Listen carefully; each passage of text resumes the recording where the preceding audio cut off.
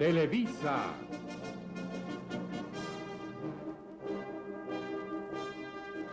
Bajo el patrocinio del Instituto Mexicano del Seguro Social, presenta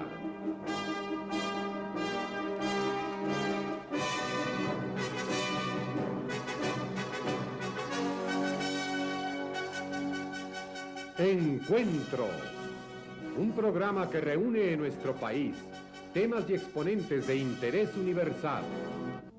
México en el corazón de nuestro tiempo. Encuentro es una cita que las figuras más importantes del mundo cumplen en nuestro país.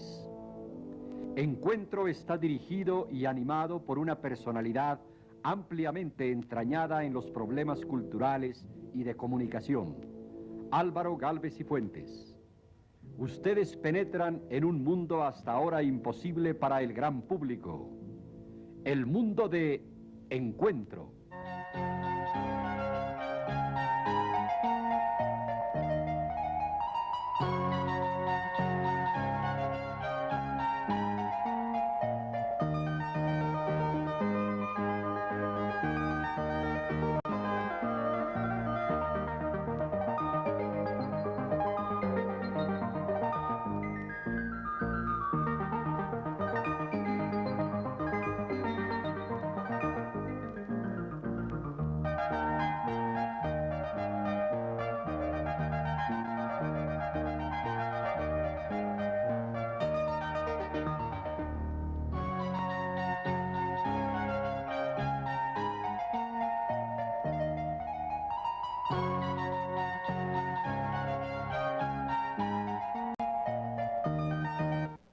Buenas noches. Un refrán. Los refranes condensan siempre como un relámpago toda la luminosa sabiduría del pueblo. Dice que de médico, poeta y loco, todos tenemos un poco. Y en efecto, aun los hombres dotados de mayor inteligencia a veces piensan desatinadamente. Pero entra entre esa locura incidental y pasajera y la verdadera locura, hay un abismo lleno de sombras y de interrogaciones. Uno de los espectáculos más deprimentes es el de contemplar una mente en ruinas y saber lo limitado de los recursos de la ciencia para poner remedio a ese desastre. ¿Qué se sabe de la locura y de sus implicaciones dentro de la sociedad contemporánea? Para reanudar nuestra conversación sobre este tema, hemos vuelto a reunir a personajes ya familiares para ustedes. El doctor Franco Basaglia, de Italia. El doctor Guillermo Calderón Narváez, de México. El doctor Igor A. Caruso, de Austria. La doctora Marie Langer, de Argentina. El doctor Miguel Ángel Pérez Toledo, de México.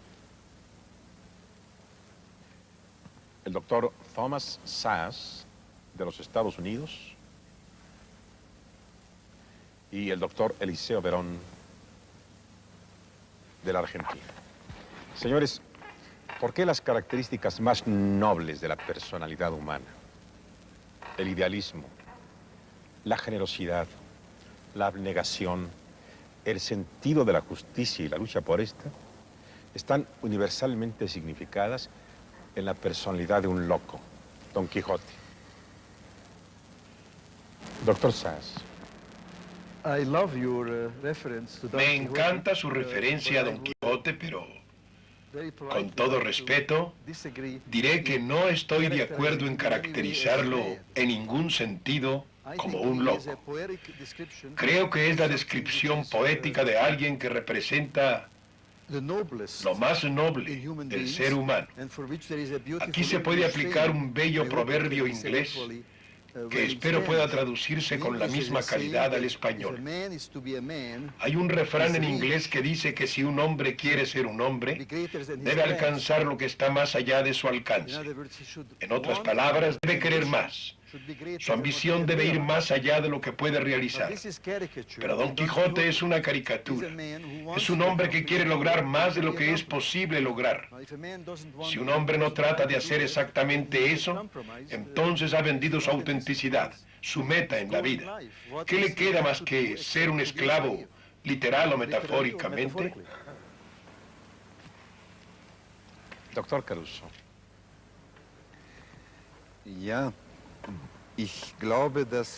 Considero que la definición del doctor Sass es exactamente la definición correcta de la humanidad vista desde su aspecto positivo, ya que el hombre es el único ser en este mundo que quiere lograr más de lo que está a su alcance.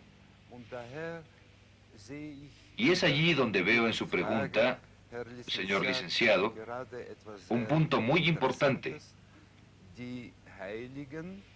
Los enfermos mentales y los locos se encuentran uno junto al otro. Ellos ven sendas, caminos y mundos que nosotros no percibimos. Y de allí también la posibilidad, la oportunidad de los enfermos de encontrar en alguna forma el camino para llegar a estos mundos imaginarios. Huggins Jackson, distinguido neurólogo, decía que el que descubra el enigma de los sueños descubrirá el secreto de la locura. ¿Es cierto que los sueños tienen un significado? Sí. Doctora Lanca. Es de ahí donde empezó Freud para descubrir dos cosas. Uno, lo mencioné la otra vez, que todos tenemos nuestra locura porque nuestros sueños son idénticos con los delirios. Y dos, que al aprender, interpretar, es decir, entender el contenido latente de los sueños, aprendimos también a entender y a ver un contexto lógico, aunque oculto a primera vista, detrás de cada delirio. El delirio aparentemente irracional también tiene su lógica y su racionalidad, pero hablado en otro idioma, cuyas reglas tenemos que conocer para poder descifrarlo. Doctor Verón. Quisiera simplemente añadir un comentario a esto. En los pasados programas yo dije en un momento que normalidad y anormalidad no se podían separar.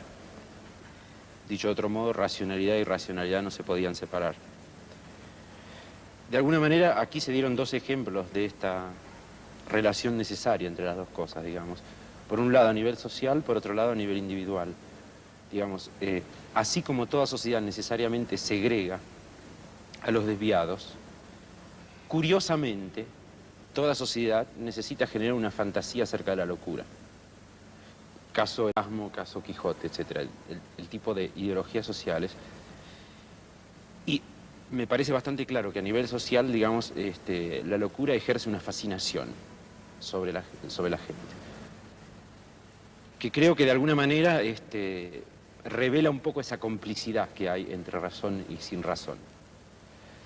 Y el caso de los sueños me parece, digamos, exactamente lo mismo a nivel del individuo, digamos. Porque, como dijo la doctora Langer, el sueño es como la irrupción de lo irracional a nivel de la fantasía individual. Digamos, todos estamos locos cuando soñamos, por comparación con las reglas de la racionalidad social de la vida, de la vigilia, digamos. Doctor Basale.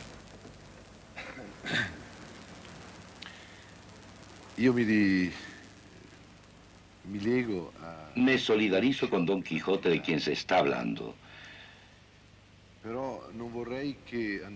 Pero no quisiera que permaneciéramos en el nivel de la fantasía, como permanecimos en los programas anteriores, en el nivel de la crítica. Creo que debemos seguir un camino en el cual tomemos conciencia de qué cosa es la locura y tomemos conciencia de qué es la fantasía. Pienso que el delirio es un grito de libertad. Nosotros, los especialistas, debemos hacer posible que este grito de libertad pueda llevarse a cabo, porque la vida tiene dos componentes, la enfermedad y la salud. ¿Cómo debemos permitir que se viva la vida? Debemos permitir que el hombre viva aún dentro de la enfermedad, puesto que sus sueños y sus fantasías son dos elementos que se compenetran. Sus sueños pueden aportar ciertos elementos iguales a los de la fantasía, pero el delirio no es un sueño. Es una cosa real, algo que se vive. Y es sobre esta cosa realmente vívida sobre la cual los psiquiatras debemos obrar. No debemos ser Don Quijote, no debemos ser ni Don Quijote ni Sancho Panza. O sea que no debemos ser ni el servidor ni el esclavo. Debemos ser ambas partes en combate por la supervivencia del enfermo. Esta es la obligación, el deber del psiquiatra. Si en los programas precedentes, repito, hemos hecho una crítica, hemos hecho, como quien dice, una censura de los psiquiatras, mediante la crítica y la autocrítica, ahora nos vemos obligados a darle al público también otra alternativa. No podemos culpar al público por lo que no ha hecho, ni por el sistema social en el cual vivimos. Aquí quisiera hacer un breve resumen. Sin ser un fanático ferviente seguidor de Freud, quisiera que no olvidáramos que fue precisamente él, en el siglo XIX, el siglo del racionalismo, el siglo donde se dio un gran paso adelante, fue él quien le dio crédito a la locura. Él tomó las manifestaciones de la locura en serio y se dedicó a estudiarlas. Comparó los sueños de las personas normales con aquellos delirios de las personas enfermas. Trató de penetrar en ellos, pero en vez de asustarse, interpretó en forma racional lo que era irracional. Ese fue un gran adelanto. Y en este sentido,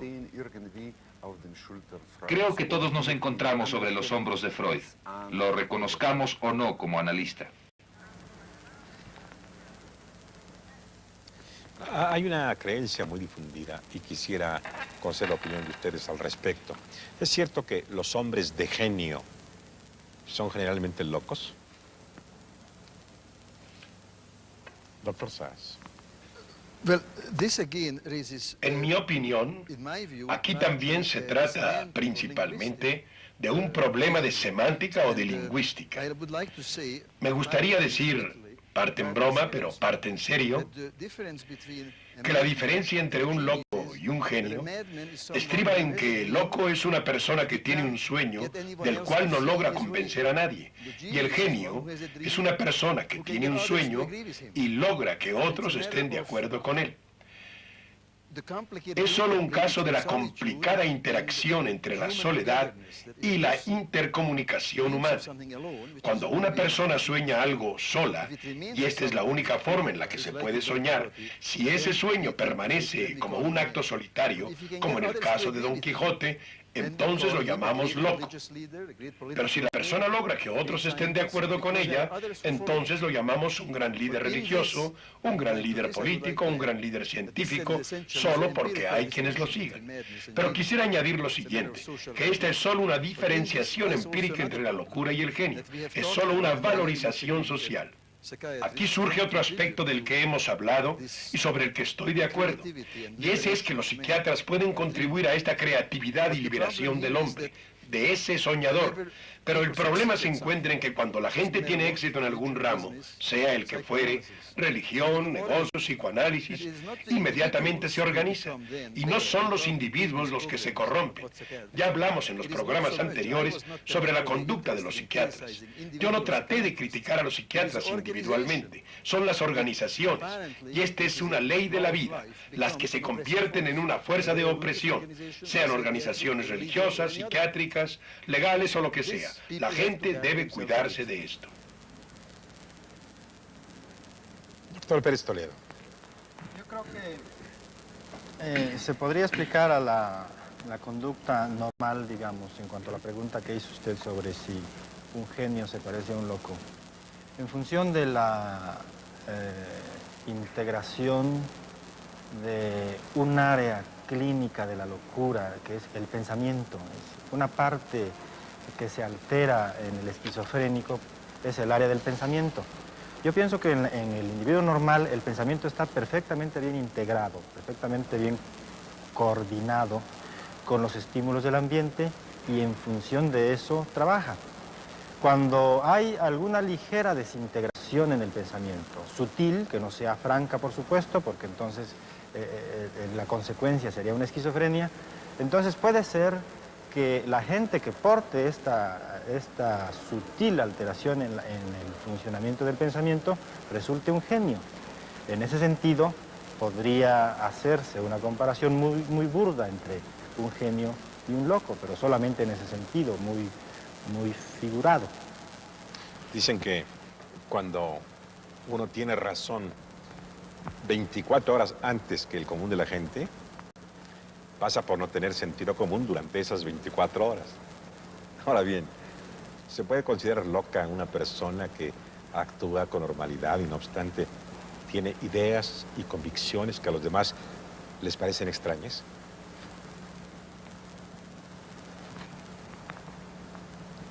Un innovador, un hombre valiente, que pesa con una audacia que no corresponde al común denominador del pensamiento de los demás. Se adelanta a su tiempo. Doctor Sers. Aquí otra vez no tenemos que especular.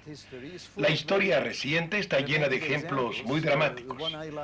El que a mí me gusta más es el de un gran obstetra húngaro, Semmelweis, quien descubrió, antes de que se descubrieran las bacterias, que la fiebre puerperal era causada por las manos sucias de las parteras. La teoría en esa época era que la fiebre puerperal era causada por los vientos cálidos. Cuando le anunció su descubrimiento a los científicos, lo expulsaron de Viena. Regresó a Budapest y por fin se le encerró en un manicomio donde lo mataron los celadores. Fue su mujer la que lo mandó confinar porque ella, tanto como sus colegas, creyeron que estaba loco por haber dicho que eran los médicos los que causaban la fiebre puerperal. 20 años más tarde, cuando Sir Joseph Lister descubrió la causa bacterial de esta enfermedad, se exoneró a Semmelweis. Hay ejemplos sin fin de esto. La obra teatral de Henrik Ibsen, El enemigo del pueblo, es la dramatización de esto mismo, del hombre que descubre que el agua del spa, a donde va la gente a curarse, está llena de bacterias que la enferman. Entonces se le considera el enemigo del pueblo, pues ese pueblo se gana la vida de los turistas que van a tomar esas aguas contaminadas. Ibsen escribió esta obra en 1850, 1880, perdón, en 1890.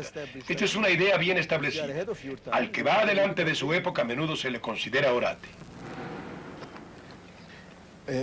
En algunas de las afirmaciones que hizo el doctor Caruso, dejó caer un dato extraordinariamente significativo. Dijo que la esquizofrenia era más abundante en las clases sociales modestas. ¿Por qué?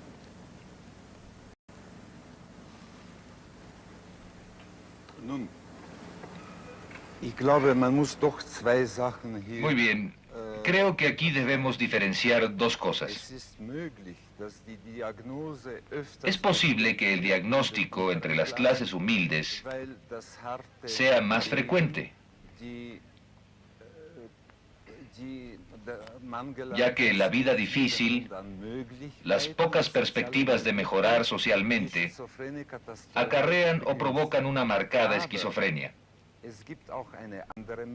Pero también existe otro factor. Se trata de una diferencia en el lenguaje entre psiquiatras cuando tienen pláticas con el paciente primitivo entre comillas, y sus parientes, ya que para el especialista, la persona de clase humilde es menos interesante y menos comprensible.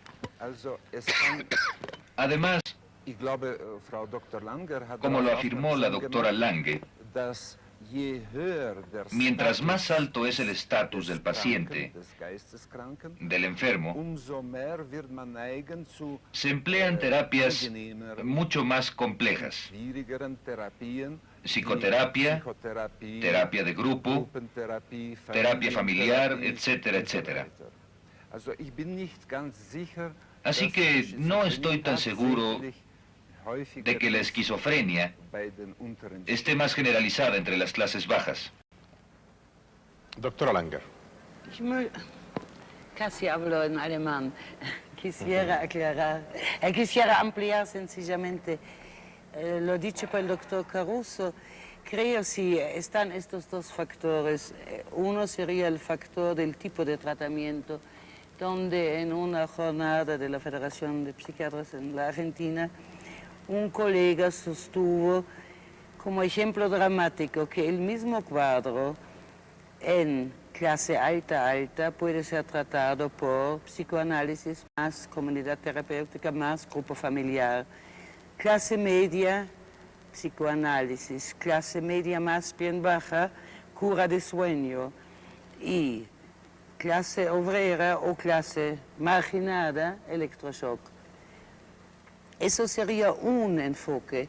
El otro sí sería el idiomático o el cultural. Por ejemplo, si vemos en un hospital personas que vienen, allá por lo menos, que vienen del interior, del Paraguay, de Bolivia, podemos encontrarnos con conceptos que son fantásticos para nosotros o pueden sonar como místicos, como delirantes, pero que son común a esta comunidad cultural y hay que tenerlo en cuenta desde ya. Ahora, un tercer factor que tiene que ver con un tema que quedó pendiente desde el final de la primera reunión que tuvimos, es el de la insuficiencia mental, que tiene su concordancia acá. Como el médico no entiende bien a veces a su paciente de clase baja, también a veces se dan casos de insuficiencia mental en niños marginados. No sé cómo es el sistema en México, pero de vuelta vuelvo a la Argentina que conozco, porque el sistema escolar está tomado de otros moldes, de moldes para clase media, hasta de moldes norteamericanos totalmente ajenas a integrantes de determinadas comunidades, y entonces el niño parece insuficiente y no lo es, pero es un círculo vicioso. Doctor Pérez Toledo. Se ha demostrado que cuando el aporte nutricio en la infancia es adecuado, la madurez del cerebro es adecuada. Y se ha demostrado, en México el doctor Cravioto está trabajando sobre esto, que en los niños desnutridos, y él ha hecho un estudio longitudinal en niños, tengo entendido que por 10 o 12 años, el cociente intelectual es deficiente. Esto es angustiante por las consecuencias que trae. Quiere decir esto entonces que en una conclusión burda podríamos decir que el rico que come bien de niño podría ser más inteligente que el pobre que come poco de niño. Eso es terrible. Terrible porque hay muchos países en subdesarrollo económico que tendrían que sufrir todas estas consecuencias. Y en cuanto a la prevalencia de la esquizofrenia en las clases bajas, yo creo que se podría achacar un poco a este mismo factor. Por cuanto que cuando hay un aporte nutricio deficiente, sobre todo en proteínas, el cerebro madura menos, tiene menos posibilidades de procesar la información del ambiente y cualquier estimulación inadecuada hace que el cerebro tropiece en ese procesamiento y produzca una conducta esquizofrénica o esquizofreniforme, diría yo, como la esquizofrenia. Doctor Calderón. Yo quisiera hacer algunos comentarios. Por ejemplo, la esquizofrenia se presenta más o menos con la misma frecuencia en países con gran desarrollo económico y social que en países primitivos, en poblaciones de desarrollo muy precario. En segundo lugar, que si bien la esquizofrenia sí se presenta o parece presentarse más en las clases económicamente débiles, hay otra psicosis, la psicosis maníaco-depresiva, que por el contrario se presenta más en las clases que están en mejor posición. Por ejemplo, en estudios en el ejército se presenta más entre los oficiales que en la tropa. Proporcionalmente se presenta más entre profesionistas que entre artesanos, en función de porcentual. Y en relación con lo que señalaba de la deficiencia mental, ya el doctor Pérez Toledo señaló el aspecto nutricional. También quisiera yo enfatizar el aspecto de la atención del parto. Sí. En un país con buenos servicios médicos, con buenas posibilidades económicas, el parto se atiende en muchas mejores condiciones. En países como el nuestro, lamentablemente, muchos son atendidos por empíricas y precisamente por eso en la actualidad uno de las inquietudes del gobierno es que, ya que no hay suficientes médicos ni suficientes parteras para atender a todos los niños que nacen en estas zonas muy aisladas, por lo menos entrenar a estas empíricas para que lo hagan mejor. ¿Y el alcoholismo propicia la locura? Definitivamente en la clasificación internacional hay varios cuadros psicóticos de trastorno mental determinados por el alcoholismo. Uno de los más conocidos es el delirium tremens, psicosis de Korsakoff, paranoia alcohólica e inclusive un deterioro orgánico después de mucho tiempo de que un individuo consume alcohol. Así es que definitivamente sí. ¿Y la drogadicción? Sí, Doctor naturalmente, digo, esto está perfectamente bien demostrado. Tanto el alcoholismo como la drogadicción producen alteraciones orgánicas cerebrales y esto es lo que determina la producción de la psicosis. Naturalmente que la adicción tenga que tener una historia o una evolución o un tiempo de estarse produciendo para que se produzca la psicosis por un deterioro cerebral. Es decir, y lo grave de esto es que el alcoholismo, por ejemplo, produce un deterioro irreversible, obviamente. Entonces el alcohólico que deja de beber después de determinado tiempo, si ya sufrió un deterioro, no regresa el cerebro a su condición original. Esto es lo terrible. Es decir, ya quedó deteriorado para toda su vida de ahí en adelante. Su atención un instante para nuestro escenario. Este es uno de los más bellos edificios en el corazón del México Viejo, en las calles de Academia 22, junto a Emiliano Zapata.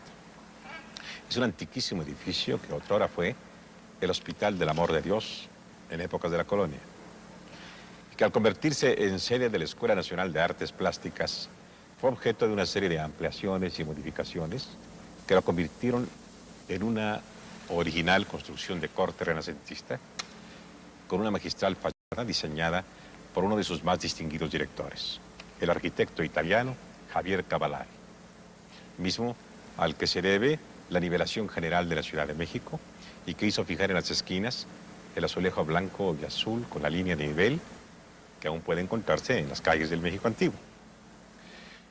Estamos en la prócer y venerable Academia de San Carlos, que ha contado entre sus ilustres directores a hombres como Manuel Tolsá, José Bernardo Couto, Santiago Rebull, Carlos Lazo, Manuel Toussaint, Diego Rivera, Ignacio Asúnzolo y muchos otros. Aquí, donde el genio humano ha acumulado tanta perfección, conversamos sobre los problemas de la mente.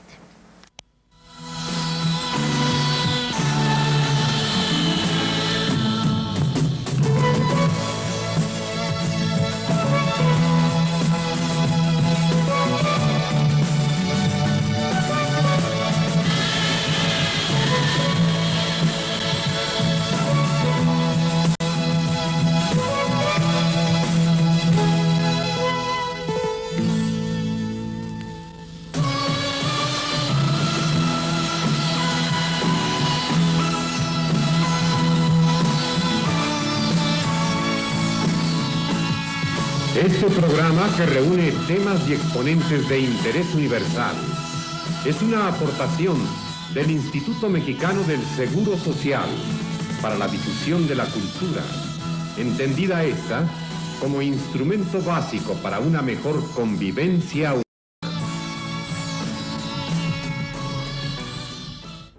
La locura constituye un problema grave de proporciones mundiales. ¿De qué magnitud?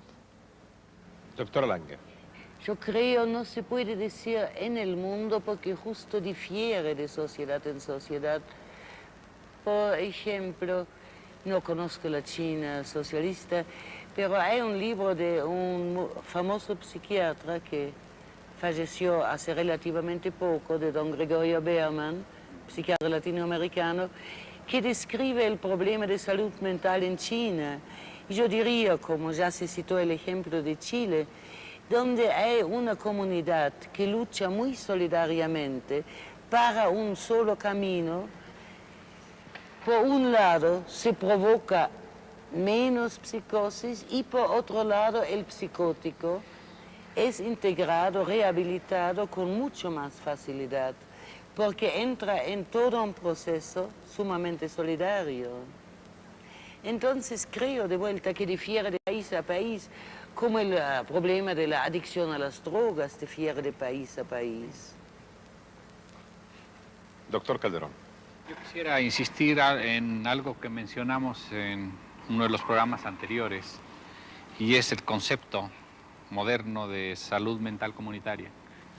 Dije entonces que la tendencia es a prevenir y no a curar. En todas las ramas de la medicina está demostrado que sale más barato prevenir que curar. Y como hemos mencionado, si tenemos una sociedad enferma, la prevención debe ir directamente a la sociedad, directamente a la comunidad. Tenemos que hacer un mundo más sano desde el punto de vista social, y esto lo único que puede lograrlo son estos nuevos programas que van directamente a la comunidad, a las casas, a las escuelas, a las fábricas, para tratar de que las gentes convivan en mejores condiciones, y esto indudablemente tendrá que dar resultados satisfactorios porque se producirán mucho menos problemas. Doctor Bassalo. Estoy de acuerdo con el doctor Calderón en que es necesario cierto tipo de prevención, ya que lo importante no es curar la enfermedad, sino conservar la salud. Esto es de suma importancia y es el deber del médico. Pero en el mismo momento en que elaboramos programas para este fin, la prevención y conservación de la salud, debemos también modificar la sociedad, porque la sociedad y el sistema social son enajenantes. Me refiero a lo que decía la doctora Langer, a propósito del libro de un amigo mutuo que murió hace poco, el doctor Bergman. Él tomaba como ejemplo el problema de la prevención de la enfermedad en China. Me gustaría que estuviera en este programa también mi esposa, que colabora conmigo y que ha estado en China y ha visto la situación real allá. China tiene manicomios, tiene especialistas, tiene médicos psiquiatras, pero son personas que socorren al enfermo. En China impera también otro aspecto muy importante. No tiene tendencia a marginar como lo hace nuestra sociedad. Este es el problema, porque nosotros elaboramos programas que previenen la salud, que previenen la enfermedad, perdón por este lapsus lingüe, pero que marginan a las personas al mismo tiempo. Esta contradicción es prácticamente creada por los especialistas, y luego esos especialistas tienen que curar la marginación. ¿Y qué piensan ustedes de la actitud de algunos gobiernos totalitarios que ante la rebeldía de algunos hombres de pensamiento los recluyen en sanatorios para someterlos a tratamiento psiquiátrico? Doctor Basale. La pregunta me estimula. Porque evidentemente existe la convicción de que los intelectuales que disienten están en peligro de ir a parar al manicomio. La verdad es que a algunas personas en la Unión Soviética se les ha encerrado en el manicomio por no pensar como el gobierno imperante. Esto ha provocado una protesta mundial, el hecho de que a los intelectuales, a los hombres de genio, se les encierre en manicomios. Lo que no me explico es por qué no se le da la misma publicidad a todos los casos de personas a quienes se confina en manicomios por ser rebeldes. Porque son di ribelli. Doctor Caruso.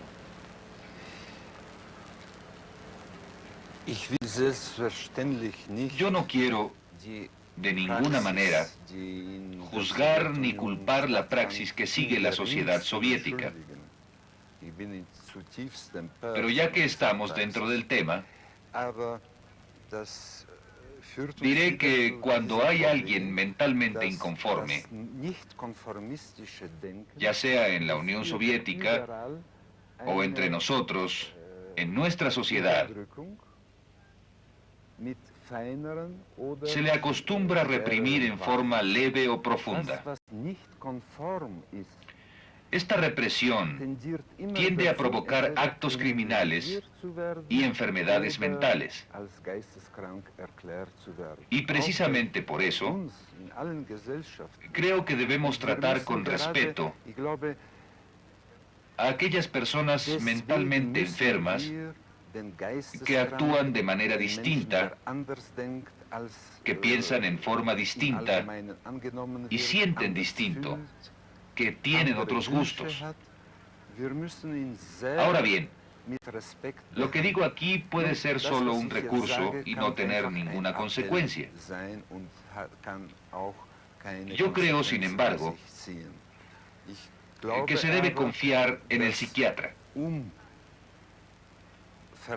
El psiquiatra debe contar con la confianza de la sociedad. Debe ser muy abierto en su trato con los enfermos y con los rebeldes.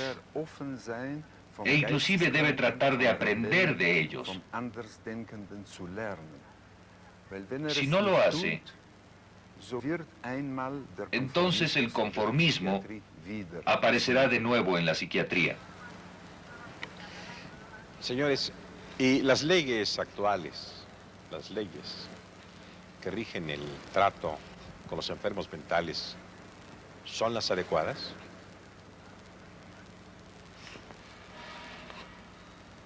Doctor Vasari.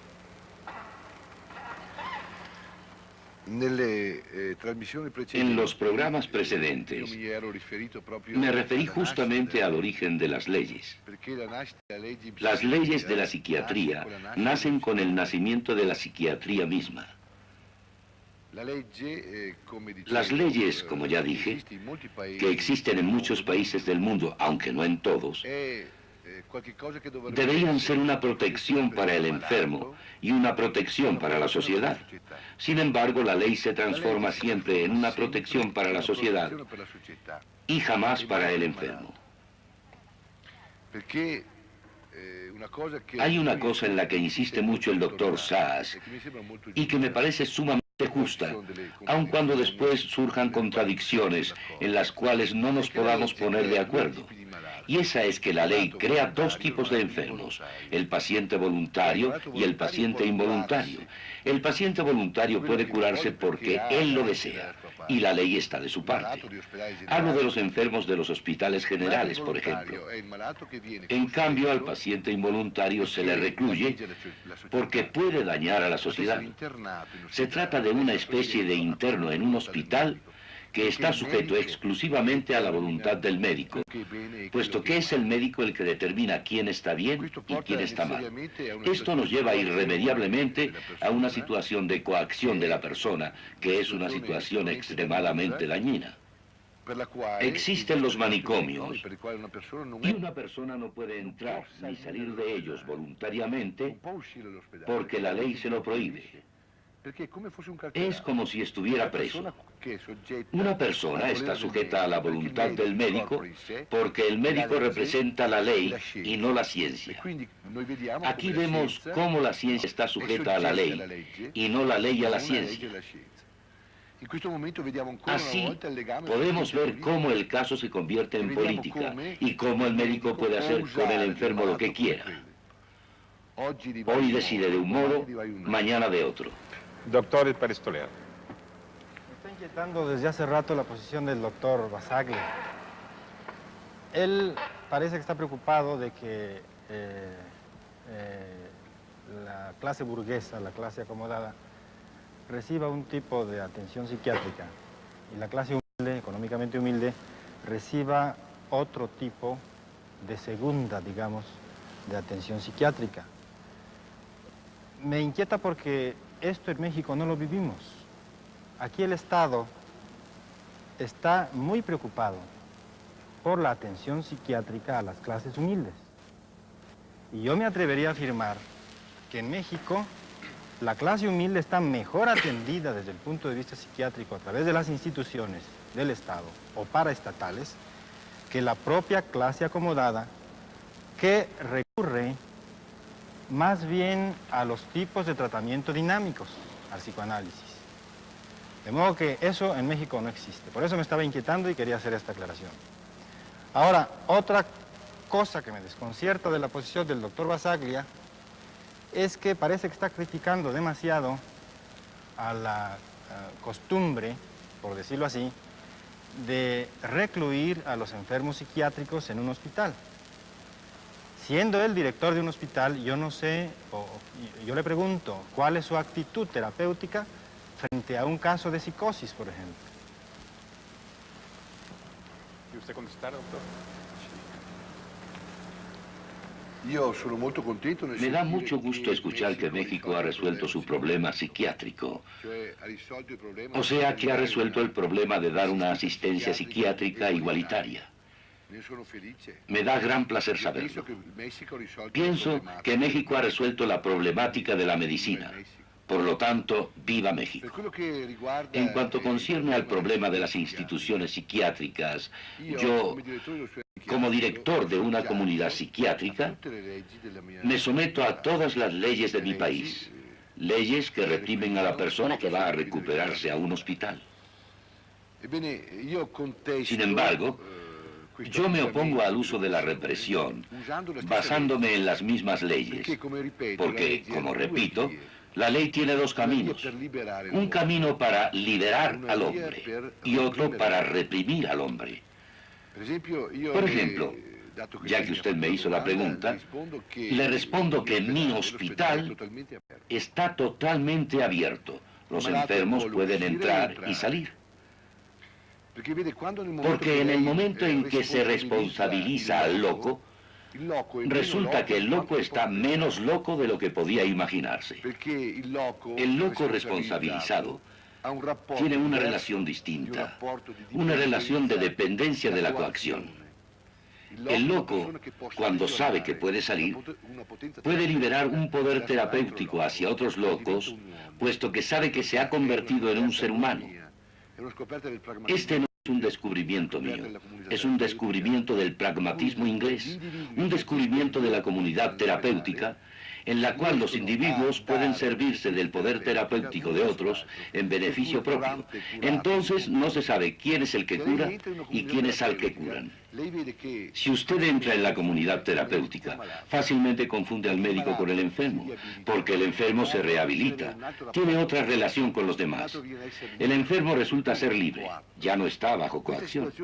Esta situación es una situación de rehabilitación recíproca, tanto para el médico como para el enfermo.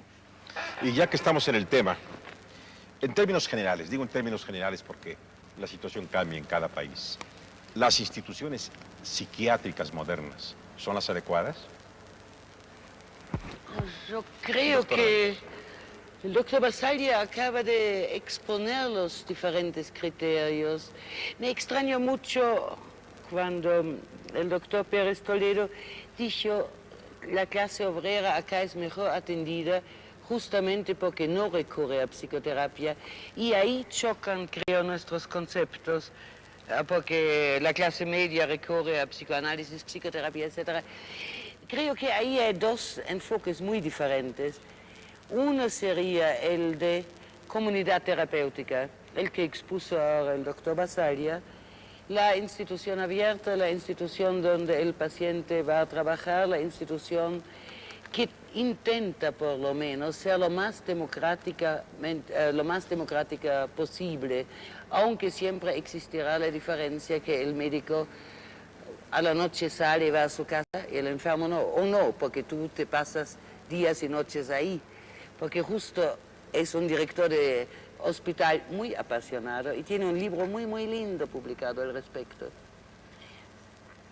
Bueno, tiene varios, pero uno en especial.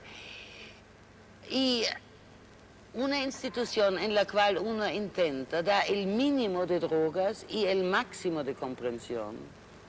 Y está el otro enfoque de tratamiento donde se trata con más rapidez, tal vez a veces es cierto, pero donde se trata con un máximo de psicofármacos, con shock más o menos, y un mínimo de psicoterapia. ¿Y qué significa psicoterapia? Hablo ahora no si es análisis o no es análisis, sino psicoterapia significa entender el delirio para entender el conflicto que enfermó.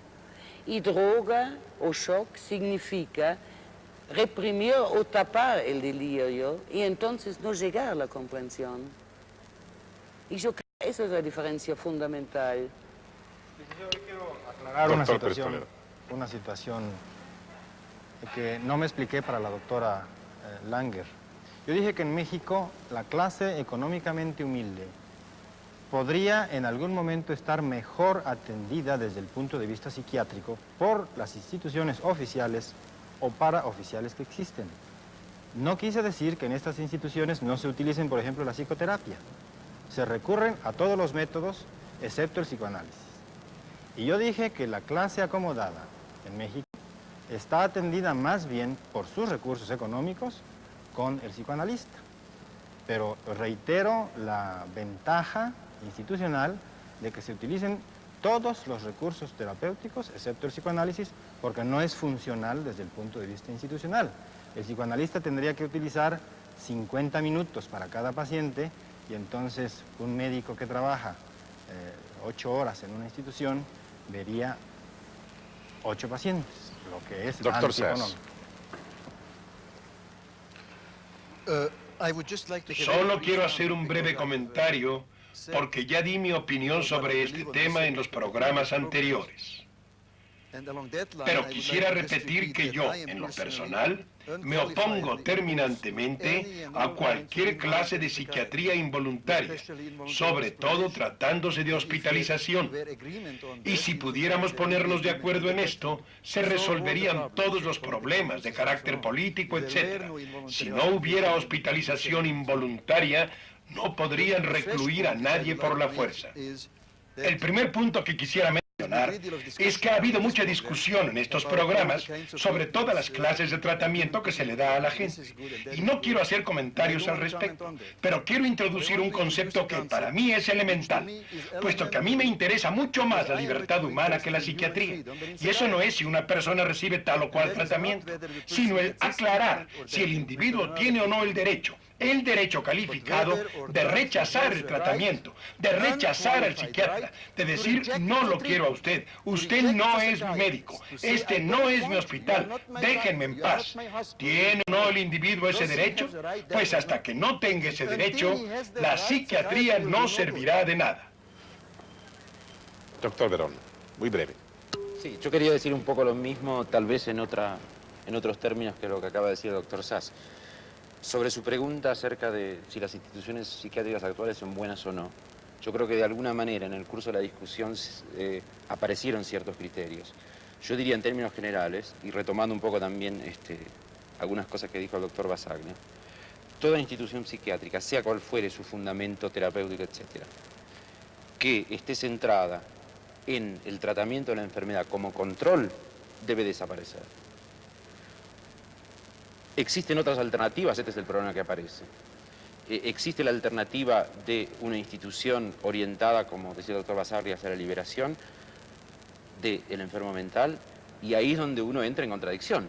Y esa es la contradicción que creo que todos vivimos y hay que hacerla bien clara. Porque esa institución, a su vez, está dentro de una sociedad. Digamos, y yo creo que no hay que hacer las cosas fáciles, digamos. Y hay que poner bien en claro que cualquier persona que rechace el criterio del control y que esté en una institución psiquiátrica está no solo en contradicción consigo mismo, sino en contradicción con el contexto que lo rodea. Y es en ese momento, creo yo, donde esta cuestión ya supera totalmente la psiquiatría y se transforma en un problema político. Intervengo porque quiero agregar algo. Resumiendo lo que decía Sass y lo que decía Verón, el problema del manejo del manicomio debe ser contradictorio, porque si no es contradictorio, o es todo tolerancia o es todo violencia. La violencia y la tolerancia son dos cosas que debemos eliminar, porque la tolerancia lleva a una violencia enmascarada, y la violencia es violencia en sí. La institución que yo respaldo es una institución en la cual el paciente puede entrar y salir, y en la cual puede tener una relación de reciprocidad con el médico. El paciente debe tener alternativas.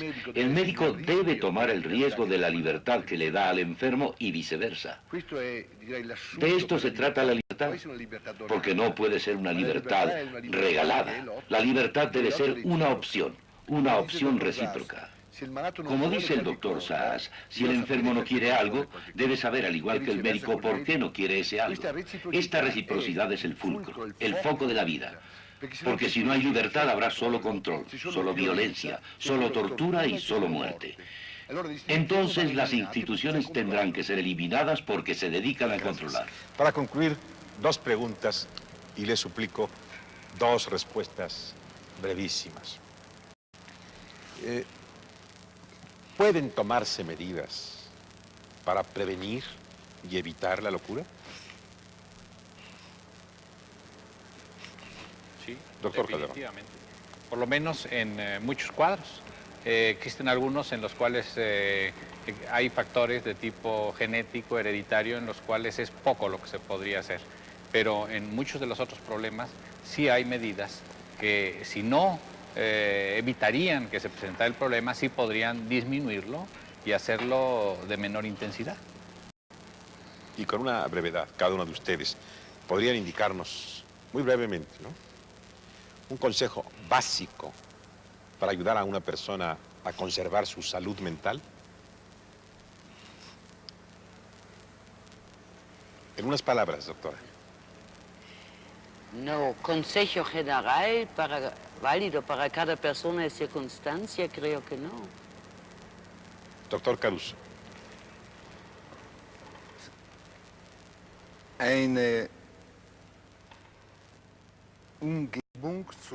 Tratar de lograr un ambiente que proporcione un máximo de afecto tanto a los adultos como a los niños. Esta es la mejor prescripción contra las enfermedades mentales. Doctor Pérez Toledo. Hacer un poco de subversión y no caer dentro de esta vorágine capitalista que ha entronizado un patrón de valores económicos. Doctor Sass.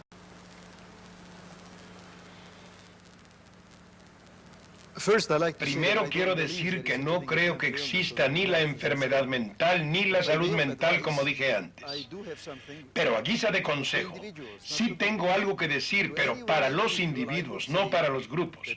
A cualquier individuo, a él o a ella, les diría que deben poner todo de su parte para sostener y siempre aumentar su autoestima y cuidarse hasta el máximo de cualquiera que trate de disminuírsela, sobre todo si pretende hacerlo en función de una ayuda determinada.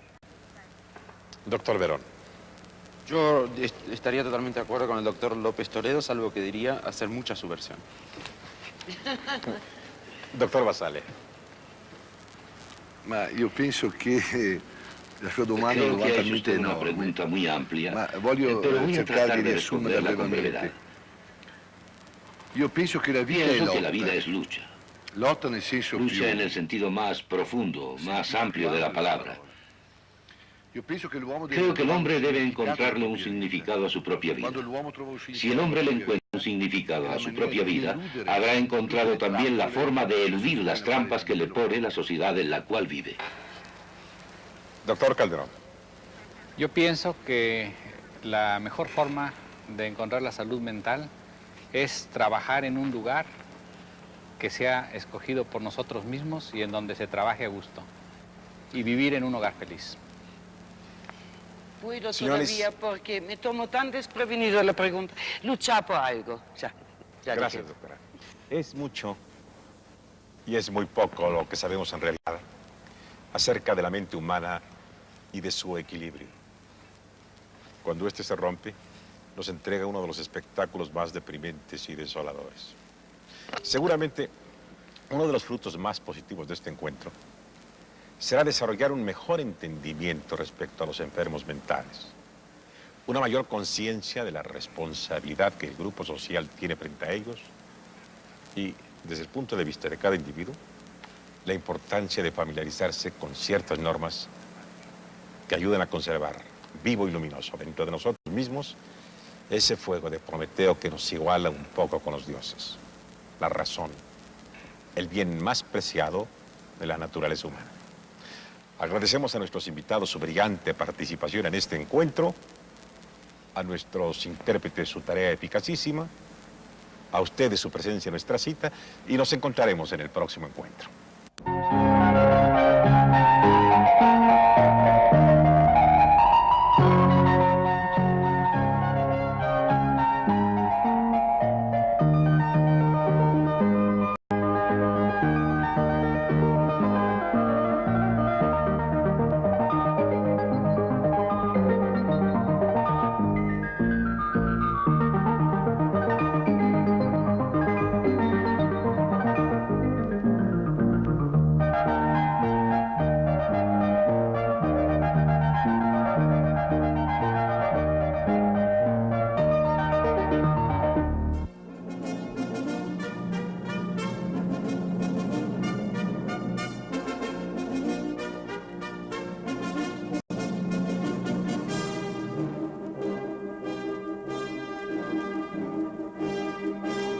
Televisa, bajo el patrocinio del Instituto Mexicano del Seguro Social,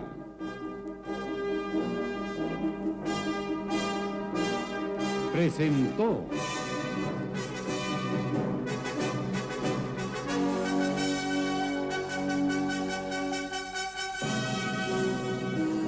Encuentro, un programa que reúne en nuestro país temas y exponentes de interés universal.